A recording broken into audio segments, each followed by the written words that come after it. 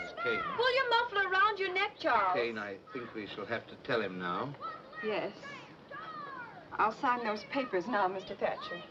You people seem to forget that I'm the boy's father. It's going to be done exactly the way I've told Mr. Thatcher. There ain't nothing wrong with Colorado. I don't see why we can't raise our own son just because we come into some money. If I want, I can go to court. A father has a right to.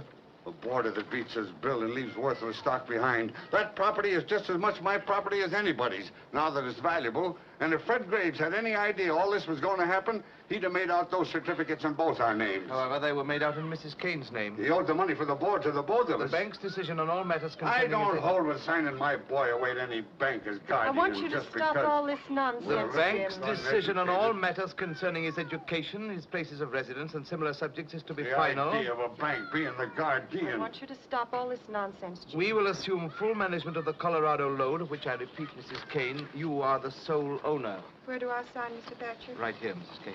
Mary, I'm asking you for the last time. Anybody'd think I hadn't been a good The sum of husband, a father. $50,000 a year is to be paid to you and Mr. Kane as long as you both live, and thereafter to the survivor. Well, let's hope it's all for the best. It is.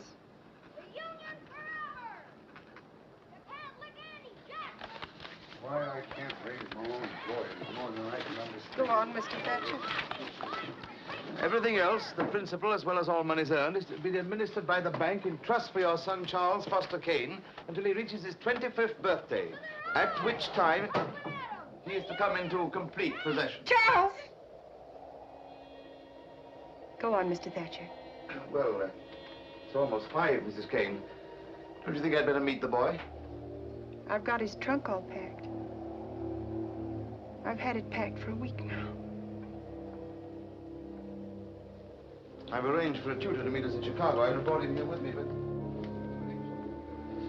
Charles, looky, Mom. Better come inside, son. Well, that's quite a snowman. Did you make it all by yourself, my lad? Maybe I'll make some teeth and whiskers.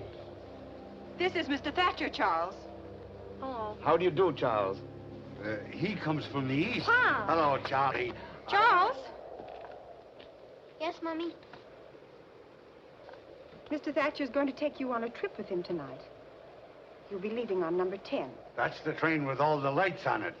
You going, Mom? Well, no, your mother won't be going right away, Charles, but she'll be... Where am I going? You're going to see Chicago and New York and Washington, maybe. Ain't he, Mr. Thatcher? He certainly is. I wish I were a little boy going on a trip like that for the first time. Why aren't you coming with us, Mom? We have to stay here, Charles. You're going to live with Mr. Thatcher from now on, Charlie. You're going to be rich. Your ma figures, well, that is, me and her decided this ain't the place for you to grow up in.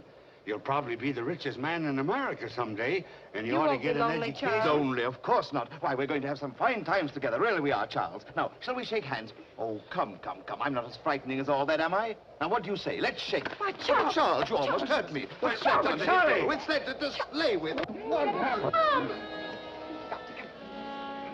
You're... I'm sorry, Mr. Thatcher. What that kid needs is a good thrashing. That's what you think, is it, Jim? Yes.